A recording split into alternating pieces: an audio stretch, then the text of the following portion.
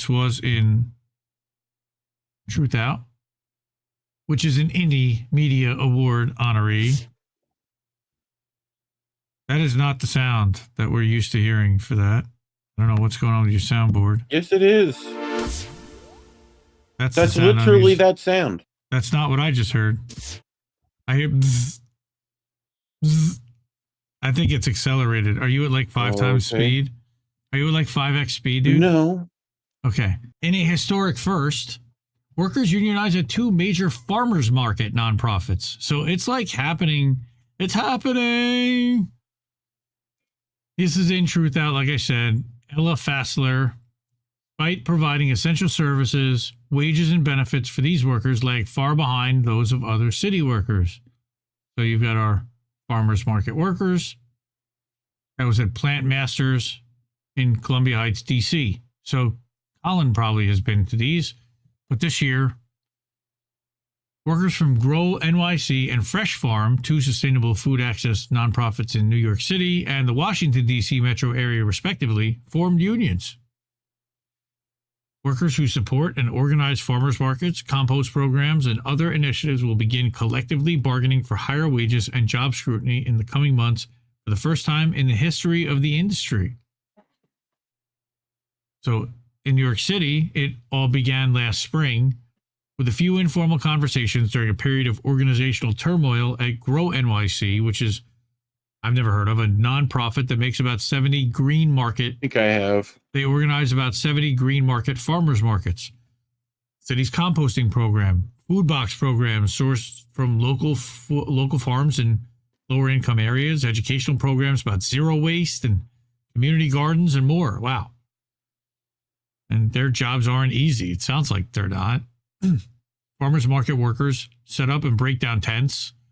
They manage the EBT food stamp system and ensure that busy markets run smoothly, sometimes working 12-hour days. Individual vendor tents are run by farmers and distributors, not Grow NYC. Compost drivers wake up at dawn to navigate notoriously difficult streets of New York City. Yeah, well, the later they have to go, the more traffic they have to deal with. All right, so they are workers who are providing essential services to the city. And that's one of the compost site coordinators who was involved in the early stages of unionizing. And they are receiving money city money to provide essential services. That's awesome. It's easy to look at MTA workers or sanitation workers who are doing really similar stuff and look at the benefits that they have compared to what these people have. It's very easy to see that they're being exploited. My answer is wrap it into one of those other organizations. That way you can pay them the same. But in addition to discussing exploitation, some workers talked about how management lacked an understanding of day-to-day realities on the ground, a problem typical of many hierarchical organizations. Yeah, we've certainly talked about that here. Others lamented their seasonal or part-time status, right? Look, in hierarchical status organizations, horizontal organizations seem to be better, but somebody's got to step up and lead at some point. And I'm not sure exactly how that works. Somebody has to be like designated as the leader by every diagonal. How about diagonal? We go with diagonal. Well, then there's instead of horizontal or vertical. Circular firing squad, right? There's that type of yeah. So some people have the opinion that it's not going to be useful to have police at the markets, right? And we need something a little bit better when it comes to dealing with security. And that's for sure. Right? These discussions quickly evolved into Hell's Angels probably would do a better job.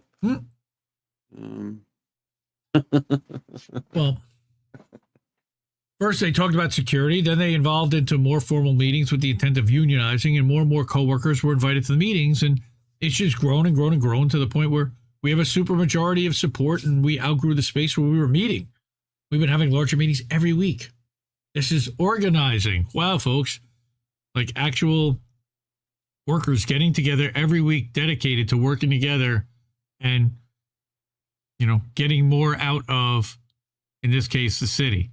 So Citra Bowman, who's a Grow NYC education and engagement lead in the Zero Waste Schools Department, she told Truthout that workers approached her about the union in February of this year, and she was immediately interested, especially in light of management's rejection of her and her coworkers' request for a pay raise. Yeah. Unreal.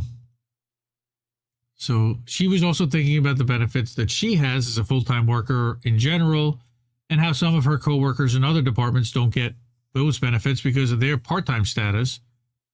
So on April 25th, only about a year after Hotchkiss and his workers started organizing, nearly 200 of Grow NYC's employees, which is the overwhelming majority, sought voluntary recognition of their union through the RWDSU, which is the Retail, Wholesale, and Department Store Union, which is the same union that organized the Amazon Alabama workers last year and recently won election filings at 3 Barnes & Noble stores and 3 REI stores. Well, my guess is that Barnes & Noble isn't going to be around much longer, but that's my own guess, personally.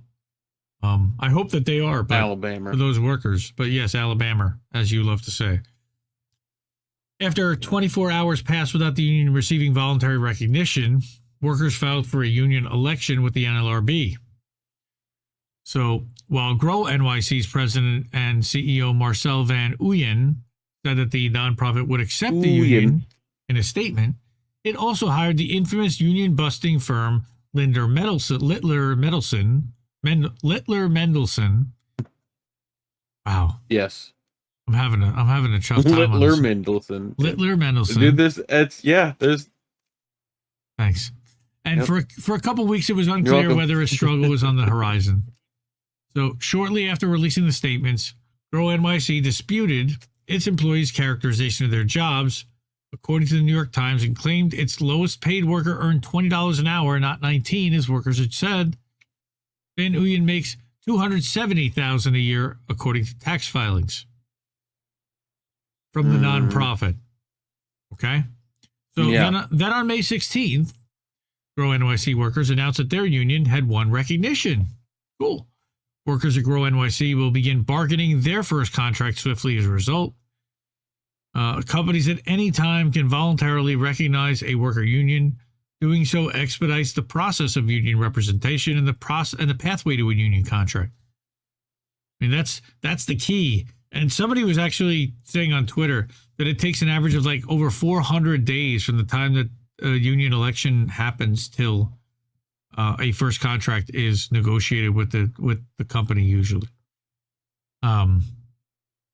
Just months prior, Fresh Farm, which is the nonprofit in the DC area, went through a similar process. So now you've got a template for this.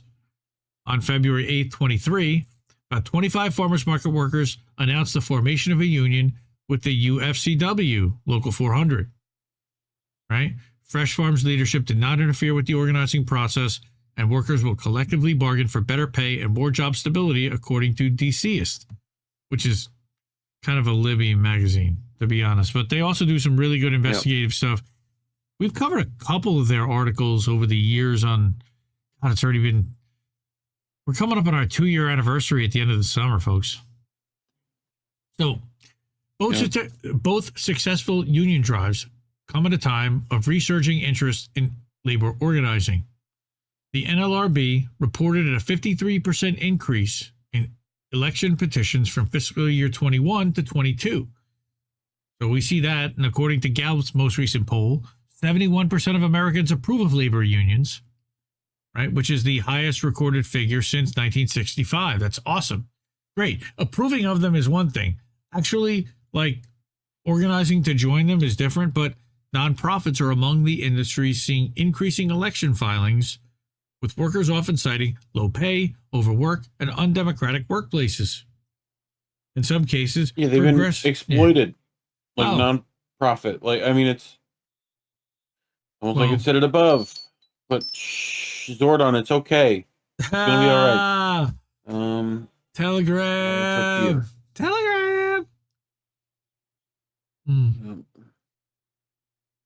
How do I ignore? Do not disturb. There we go. So in some cases, progressive employers, TYT, weaponize their own organization's charitable mission. No, they don't. They're not charitable. against their own workers in attempts to sabotage organizing. Right. Well, we're a nonprofit. Don't make us pay anymore because then we won't be able to have as many people. We won't be able to provide as many services. They start to hold you hostage. Many young people organizing their workplaces are not only seeking better material conditions, but also democratizing their workplaces, sometimes altering the nature of their work.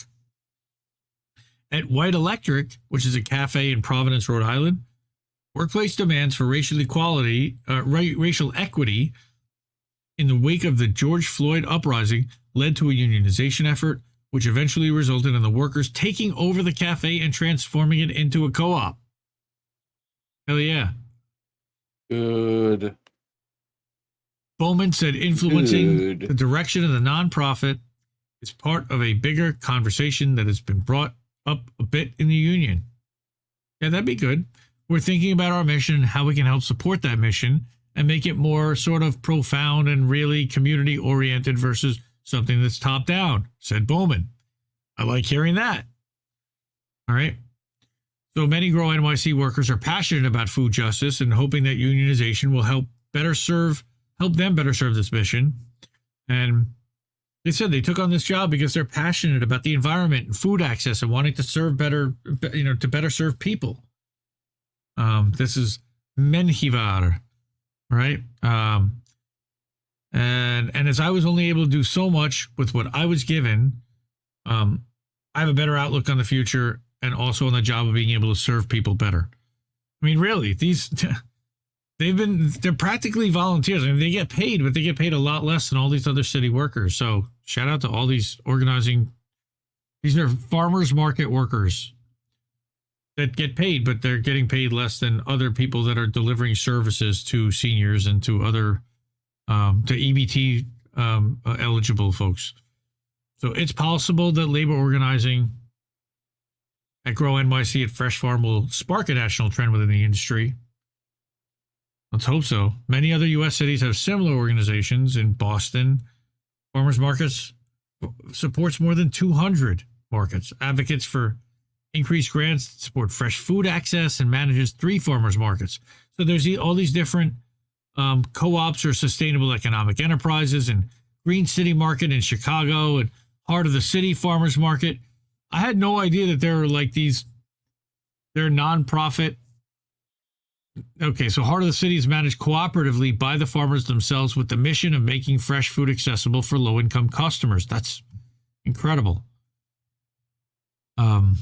So despite popular support of unions, the portion of workers who are unionized, just 10.1%, is a record low. That's the thing I wanted to talk about, which is that, like, we're all hot and bothered and everybody's excited about unions, but 10.1%. Man. We could unionize Amazon or Walmart. What about the 10%? Nationwide. That's the goal. We've got to get one of these top level mass employers to organize and unionize across all their facilities and all roles. And that's going to be hard. I mean, yep. Already you've got Amazon, you've got Teamsters in some facilities, you've got RWDSU in some facilities, you've got Amazon Labor Union, you've got SEIU, you've got there's another one, the one in North Carolina, Amazon Cause. And those are just the ones that we know about, that I know about myself. And I'm sure there are others. I'm guessing AFL-CIO is probably trying to do something with them as well. So it's all the major labor organizations are trying to help organize Amazon. But what they're not necessarily doing is bring it all together. I know that the Teamsters, for example, have made it a concerted effort to organize the drivers for Amazon and the pilots for Amazon and the transportation workers, for example, but not necessarily the office workers or the warehouse workers. And then you're going to be pitting union against union within the organization, and that's when you have real problems. And I think that might be the goal of the neoliberals, of government, of not only that, it creates a level of middle management infrastructure across all of these unions that all have different, interests and different primary interests. It's really complicated. Obviously. What do you think, man? Labor, like it just seems. Well, I mean, I know you know what I mean. It's just like terrible. Like, where are their tactics? Like, you know what I mean? Like, what is big labor doing? What are they doing? Where are they? Yeah. Well, RWDSU was helping these guys. So you've got some big quote, labor unquote, involved, but that's their help. local. That's the local. I don't know how much involvement they're getting from national and how far down the chain this flows. But RWDSU also began representing 12 workers at a Long Island vineyard, which is the first farm workers union in New York State. 2 years after that law was passed, which is the Farm Laborers Fair Practices Act. Farm Laborers Fair Labor Practice, FLPA, from New York State. It is illegal for farmers to unionize in most states, for example. Did you know that? I'm sure Monsanto has written all those checks. Wonder why. I guess that could technically create a monopoly on food if you have a union brothers of... Yeah, but if you have a union of actual farmers that could control the bananas market, for example. Sure. So, the orange market. I don't know. But Grow NYC sees itself as part of these larger agricultural struggles. Right? They see workers at Trader Joe's. They see workers like the United Farm Workers who have also been organizing. What the farmers in Netherlands, in the Netherlands, have been doing, and the Dutch farmers, and that kind of like unionization effort of them. They've been protesting the government and getting arrested. If you can call it that. Yeah.